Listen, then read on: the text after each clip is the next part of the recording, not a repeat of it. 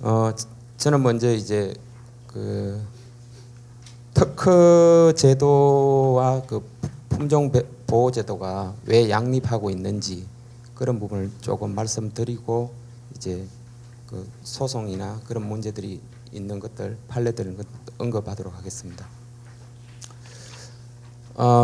품종 그 보호 제도가 유포부 협약이 지금 그 50주년 뭐 이렇게 말씀하셨지 않습니까? 그래서 그렇게 보면 그렇게 오래 되지 않았습니다. 그렇지만 이제 특허는 뭐 그 파리 조약이라든지 그런 것들이 1800년대에 이제 세계 조약으로서 그게 성립된 것이기 때문에 그 특허라는 것은 이제 생물 최초의 특허가 파리 조약에서 이제 언급이 될 때는 뭐 식품이라든지 먹는 음식물이라든지 의약 뭐 그다음에 뭐 종자도 마찬가지겠지만은 그 약간 이제 그런 것들까지 특허로 보호해야 되느냐 뭐 이런 문제들이 그 논의할 때다가 제외하는 부분이 많았습니다.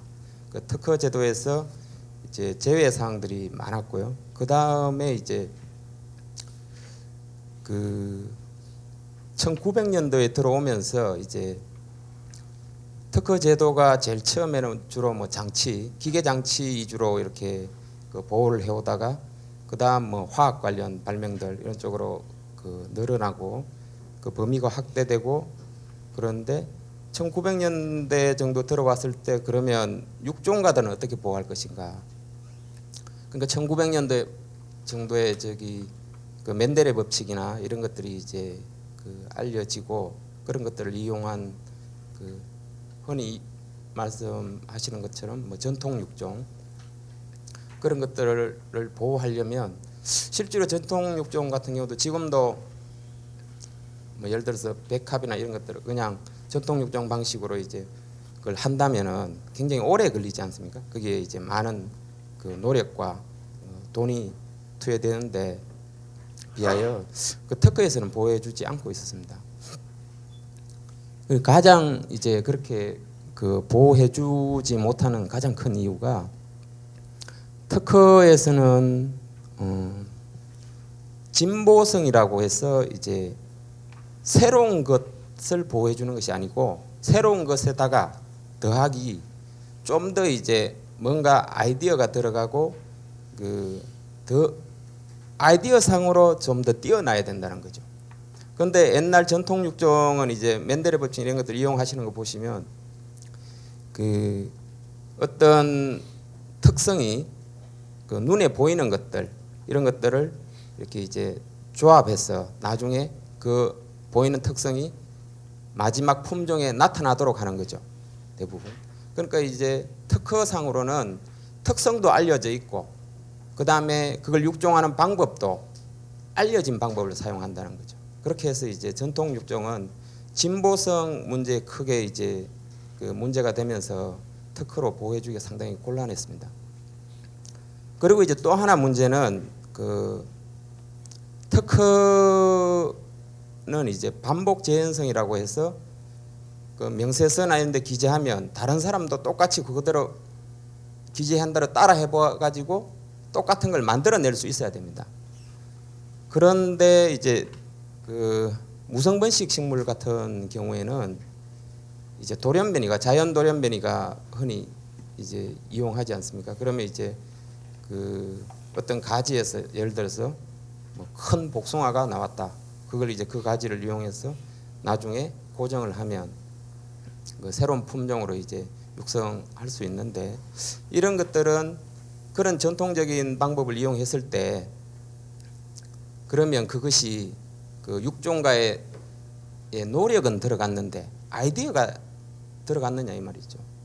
그래서 아이디어라든지 이런 것들 아니고 그런 것들은 그러면 그 발견이다. 그 특허는 이제 발명을 보호해 주는데 아이디어를 또 낸 것, 새로 아이디어를 개발한 것이죠. 그런 것들을 보호해 주는데 발견, 단순히 보고 발견한 것 또는 이제 다른 사람이 그러면 그걸 가지고 똑같이 나중에 그걸 만들어낼 수 있느냐? 초기 그 발견한 것을 뭐 반복 재현성 문제라든지 이런 것들에 의해서 그 원초적으로 조금 특허 로서 보호해주기 어려운 문제점이 있었습니다. 그래서 그런 것들 때문에 유럽에서는 이제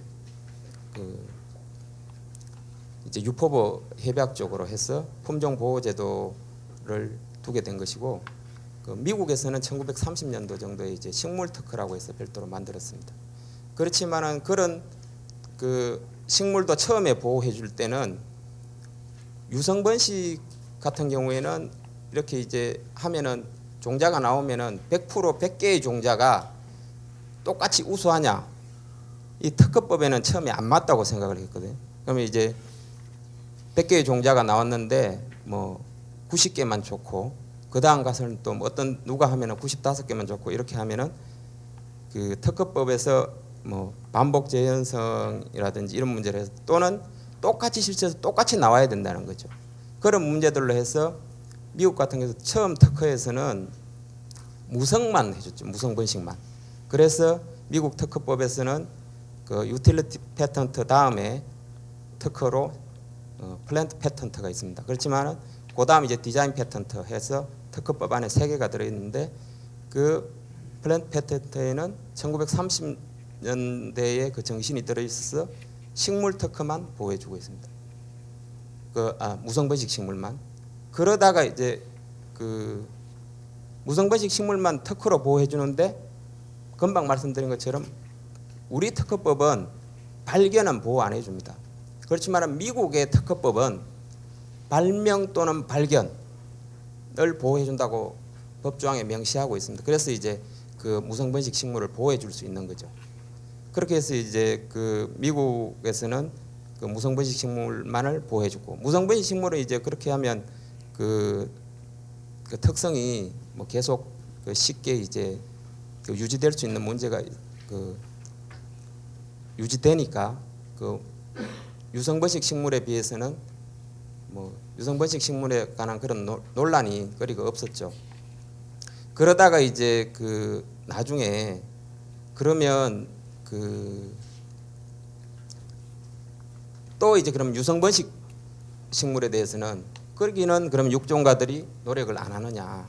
거기 상당히 어떻게 보면 그 무성번식보다도 훨씬 더 많은 노력이 들어가는데, 그걸 어떻게 보호해 줄 것이냐?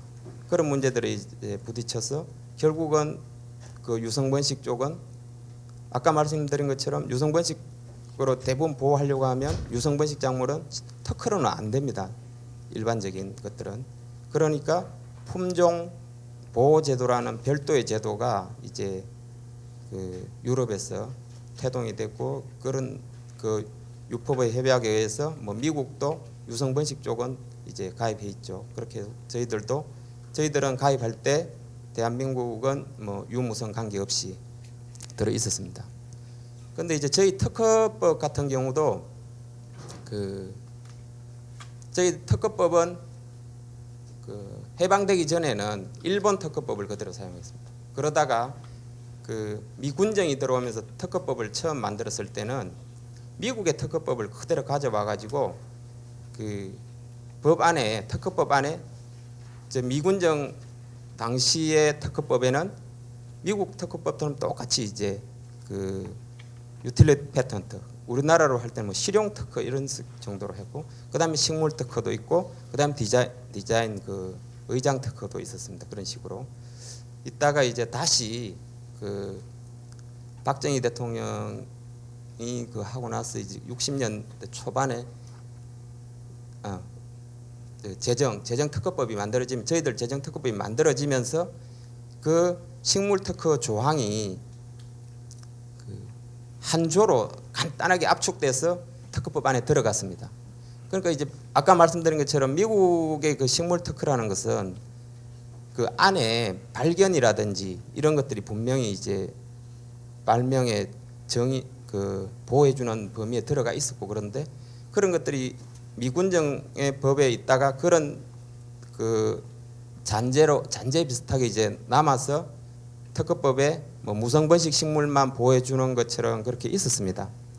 특별하게 보호해주는 것처럼. 그런데 실제로는 그게 이제 뭐 논란이 있었죠. 그 자체로만 그게 없어도 특허법의 다른 모든 기준을 만족한다면 식물도 보호해 줄 수 있는데, 그러면 이제 그것이 과거에는 이제 생물을 보호 안 해주던 당시 60년대라든지 그런 때는 그게 그러면 특별 조항이냐, 특별하게 그 무성분식 식물만 보호해 주겠다든지 그런 의도로 해석될 수 있었는데, 그 뒤로 이제 세계적으로 미생물을 보호해 주기 시작하고 이제 생물을 보호해 주니까 그러면 이제 이거는 무슨 조항이냐, 다른 생물을 그냥 보호해 주기 시작하면 식물도 생물의 범위에서 똑같은 그 특허법의 다른 진보성이라든지 이런 걸 다 만족하면 해주면 되는데 그런 조항이 이제 남아 있었죠. 그래서 그 특허청에서는 이제 그런 조항을 개정해서 그 2006년도 10월 1일자부터는 그 조항을 삭제했습니다. 했기 때문에 실질적으로는 이제 유성 번식, 무성 번식 다 해주는 것처럼 그렇게 이제 그렇게 되었죠. 그런데 이제 그 전에도 그러면 그 특허법상에서 안 되었느냐? 그건 아니고 가끔 나간 것도 있습니다. 아까 말씀드린 것처럼 그 법을 그렇게 해석할 수 있으니까요. 그런 이제 그 충돌되는 부분이 있어서 그 조항은 없애고 저희들이 그 이제 특허법에서는 그 없이 그냥 일반 특허법으로 보호가 됩니다. 그러면 이제 아까 말씀드린 것처럼 그 종자산업법에 있는 품종보호제도는 그 특허에서 진보성이 없어서 보호를 못 해주는 그런 부분들을 거의 그 신규성이나 또는 균일성 이런 그 안정성 이런 것들을 만족하면 보호해 주는 거라서 육종가들을 보호해 줄 수 있게 된 거죠. 그래서 이제 어떤 식물에 대한 특허가 실제로 품종보호제도도 특허죠. 그 내용상은 전부 특허입니다. 그래서 그런 그 육종가의 권리를 보호해 줄 수 있는 체계가 우리나라에서는 이제 완비된 그런 점에서 의미가 있고요. 그 이제 특허하고의 관계는 특허는 이제 그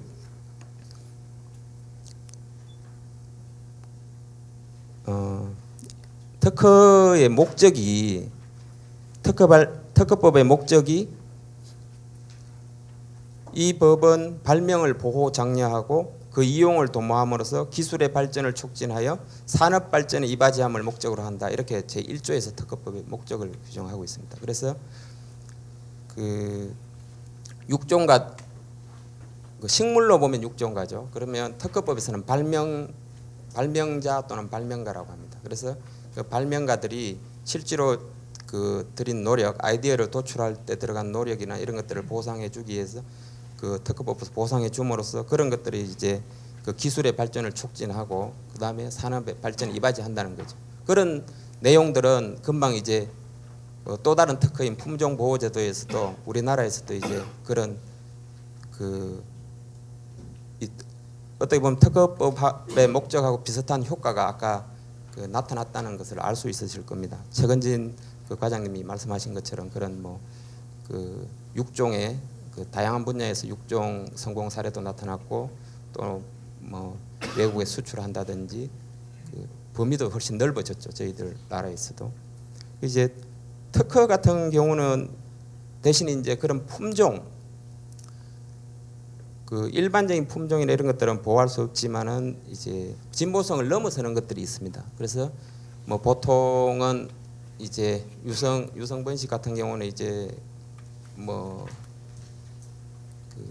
특허에서는 진보성 같은 경우는 생각하지 못했던 것 그런 의미로 이제 보면은 그 초월 육종이라든지 했는데 눈에서 보이지 않던 그런 그 특성이 이쪽에서 나타났다는 거죠. 또는 요 A, B 품종으로서는 기대할 수 없었던 그런 품종의 A, B를 조합했을 때 C가 나왔을 때는 그런 것들은 특허를 받을 수도 있습니다. 진보성 문제를 해결할 수 있을 것 같고요.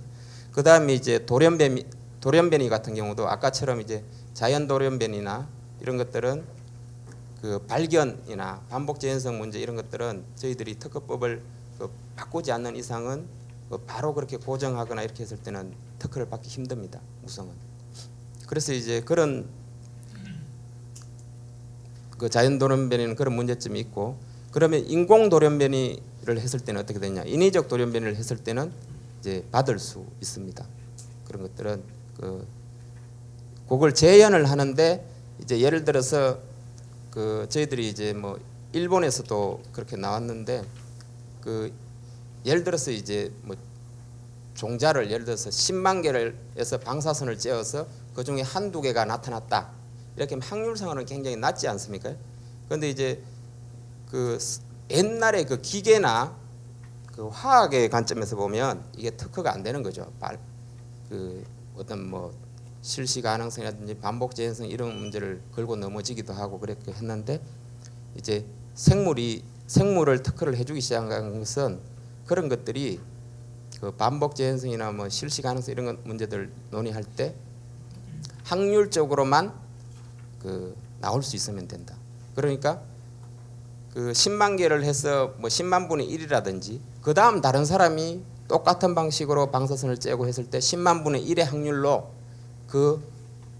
돌연변이를 유도해낼 수 있으면 이제 그런 문제들은 해결된 것으로 본다는 그런 관점이 지지를 받으면서 최근에는 생물 그러니까 이것들은 식물이나 동물이나 뭐 다 마찬가지입니다. 식물, 동물, 미생물이라든지 이런 데서 이제 그런 관점을 적용함으로써 그걸 해결한 것이죠.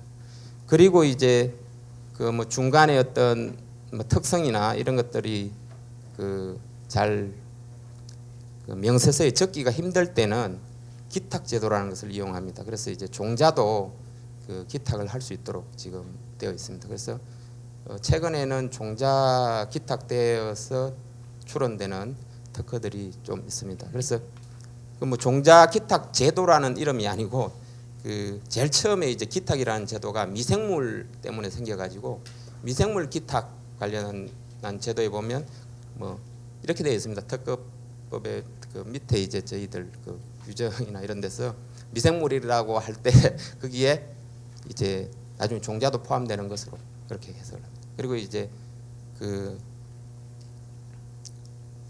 예를 들어서 무성 번식 작물 같은 경우에도 이제 바로 앞에 바로 있는 걸 가지고 이제 인위적으로 처음에 뭐 이렇게 한 것들은 아까처럼 그렇게 발견이 아니니까 되지만 처음에 발견한 것을 가지고 그러면 이용한 것은 어떻게 되냐? 거기에 나온 걸 이용했을 때는 중간에 그걸 이용하고 또 다른 것들하고 합쳐서 이렇게 만들어낼 때는 뭐 예를 들어서 앞에 것들을 뭐 식물 세포 형태로 이렇게 기탁을 하거나 이렇게 하면 캘러스 같은 형태로 기탁을 한다든지 이렇게 해서 기탁된 경우도 있습니다. 그래서 이제 특허는 또 이제 명세서 적는 부분이 품종 보호 제도보다는 훨씬 엄격하기 때문에 그런 문제들은 이제 명세서 적는 부분들은 기탁이나 이런 부분으로 좀 해결을 하고 있습니다. 그리고 이제 이제 조금 전에 나온 파머스 라이트 같은 그런 농부권 이런 것들은 아까 말씀드린 바와 같이 특허법의 목적이 산업 발전에 이바지하는 것이기 때문에 사실은 예외가 거의 없습니다. 보시면 아까 특허권의 효력이 미치지 않는 범위가 뭐 연구 또는 시험을 하기 위한 특허 발명의 실시 뭐 이런 정도로 적혀 있습니다. 그냥 그래서 아까처럼 뭐 품종을 만들기 위해서 다른 품종을 예를 들어서 이게 특허받은 품종이라고 하면 이용할 때는 그걸 뭐 사거나 그런 걸 해야 될 겁니다. 하고 뭐 나중에 어떤 품종을 뭐 이용했거나 이렇게 했을 때는 나중에 적는 부분이 어떻게 될지는 모르겠지만은 뭐 조금 이제 뭐 특허에서는 이용 발명 관계라든지 이런 것들이 있을 수도 있는데 그런 것들 문제 때문에 거의 이제 그런 예외가 없다고 보시면 됩니다. 그래서 이제 세계적으로는 특허로 보호해 주는 나라들도 가끔 있습니다. 그렇게 특허청에서 다 그렇게 하는 것도 있지만은 유포법으로서 이제 식물 품종 보호 제도로 해서 그렇게 품종을 보호해 주는 나라가 금방 이야기 나온 것처럼 이제 70여 개국 되지요. 되는데 이제 특허는 뭐 그 대부분 나라들이 가입하고 있는 것이고요. 그렇게 이제 했을 때 그 유포보 같은 경우도 아까 말씀드린 것처럼 그런 그 최근진 박사님이 말씀하신 것처럼 자가체종이나 이런 문제를 조금 이제 농부권을 보호해준다는 이런 걸 도입함으로써 이제 자원 그 유전 자원의 부국들한테 어떤 뭐라고 해야 되나 그 유포보에 도입할 수 있는 그런 그 유포보에 가입할 수 있는 그런 것들을 제스처를 취한다고 해야 되나 그런 면이 있습니다. 그렇지만 이제 그 나머지 이제 조약들에서는 뭐 FAO에서 하는 ITPGR, FA라든지 이런 것들은 어떤 CBD나 이런 것 부분들은 그 어떤 뭐라고 해야 되나 강제성이나 이런 것들이 없죠. 잘 없고 그 특허에서는 이제 그 CBD나 이런 데서 항상 주장하는 것이 특허 쪽에서는 그 유전 자원을 이용했으면은 그 이용한 것을 적어라.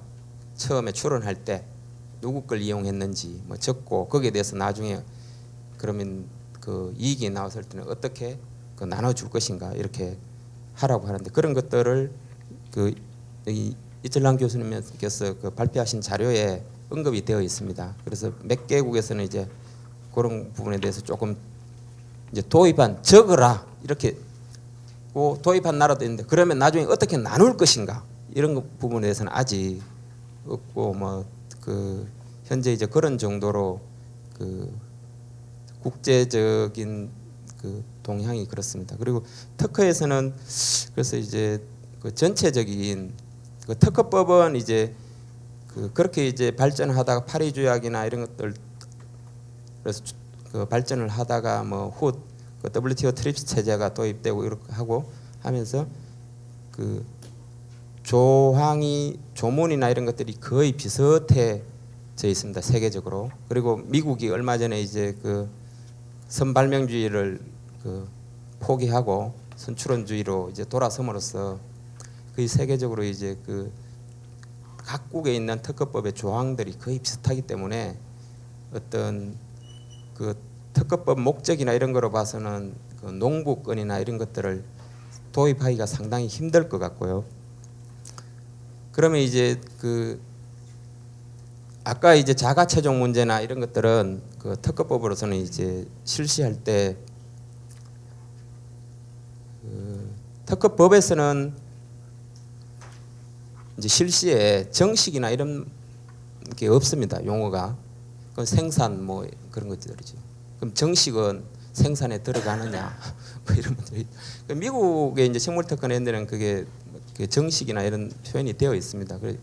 그 되어 있는데 저희들은 이제 그냥 미국에 비해서는 이제 유틸리티 특허에 해당되는 것이니까 그 생산 이렇게만 되어 있고 그럼 생산 그 이렇게 팔았을 때 한번 내가 사가지고 내가 돈을 줬으니까 내 마음대로 이걸 해도 되지 않느냐.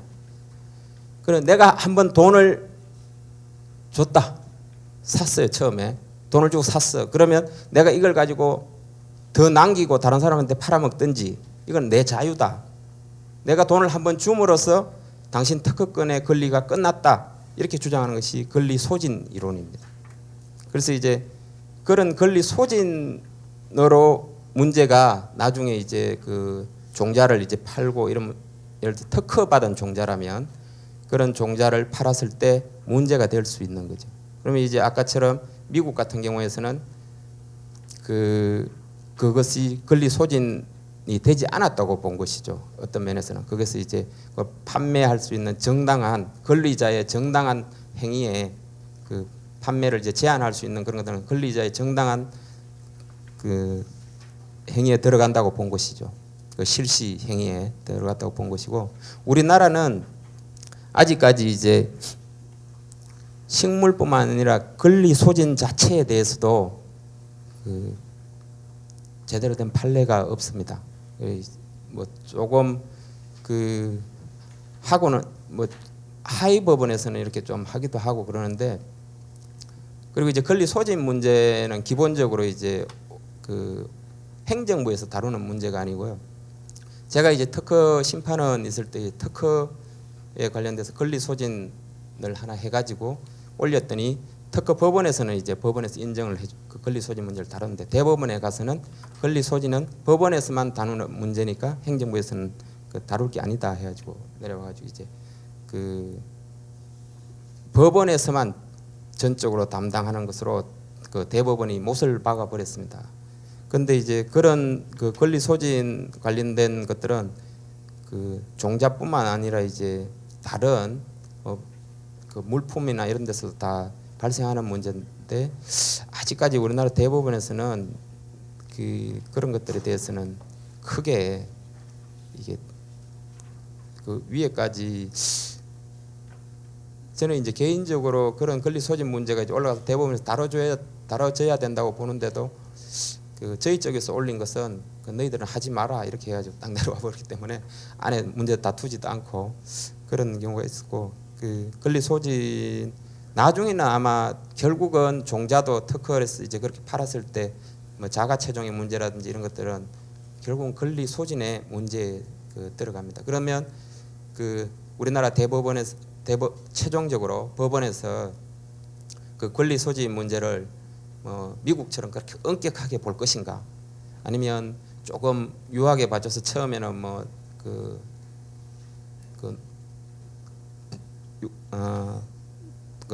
농부들의 권리 비슷하게 약간 그런 것들을 봐줄 수 있느냐, 그런 것들은 결국은 이제 나중에 법원에서 운영하는 그 운영의 묘로서 아마 될 것 같습니다. 그리고 이제 그 품종이나 이런 것들의 소송 관련되어서는 그 특허에 관련된 것들은 아까 뭐 발견이라든지 변화무에 관련된 이제 이철랑 교수님이 발표하신 특허법 그 보면 특허법에 의한 보호 부분에 보면 그 관련된 것들이 그 언급되어 있습니다. 거기 보시면 뭐 배나무는 그 반복 재현성이 없다고 했는데 그것들이 이제 발견이라든지 그런 문제. 그 다음에 그 이제 유성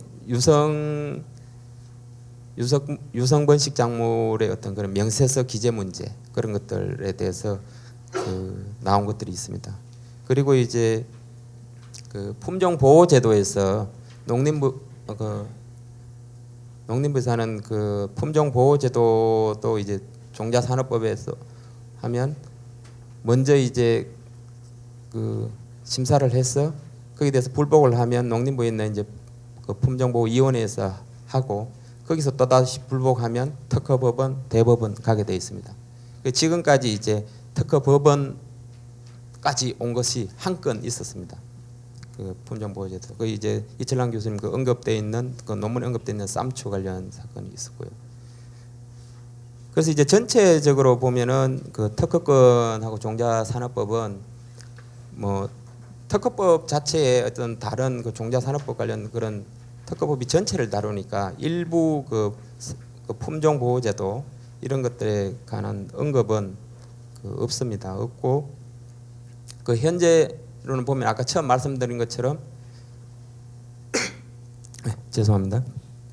처음 말씀드린 것처럼 특허법이나 그 품종보호제도는 주로 이제 보완 관계죠. 그러니까 특허로 보호해줄 수 없는 것들 그걸 보호해주는 그 품종보호제도가 있고요. 또 품종보호제도로서는 보호할 수 없는 특허에서는 뭐 방법이라든지 또는 거기 관련된 그 똑같은 것을 보호할 수도 있습니다. 그래서 이제 약간 그 양립하는 문제들도 있을 수 있거든요. 버섯에 뭐 그 미생물 관련돼서는 옛날부터 이제 벌써 미생물이 도입되면서 식물 품종 저희들이 그 미생물 기탁 제도나 이런 것들을 하면서 벌써 미생물 그 버섯의 뭐 종균이라든지 이런 문제는 그 이쪽에서는 그 품종 보호제에서는 품종이 될 수 있고 특허에서는 미생물 될 수 있고 뭐 그런 식으로. 그 다음에 이제 또 아까 말씀드린 것처럼 그 뭐 초월 육종된 품종이다 그러면은 품종 보호제도로 출원해서 받을 수도 있고 특허로 받을 수도 있고 그런. 또 인위 돌연변이나 그런 것들도 그래서 그 일부는 이제 그 경쟁 관계도 있습니다. 그런데 그것들은 이제 그 발명가들이 그 원하는 그 제도를 선택할 수 있는 거죠. 우리나라에서 현재는 이제 그런 정도의 관계를 유지하고 있습니다. 이상 마치겠습니다.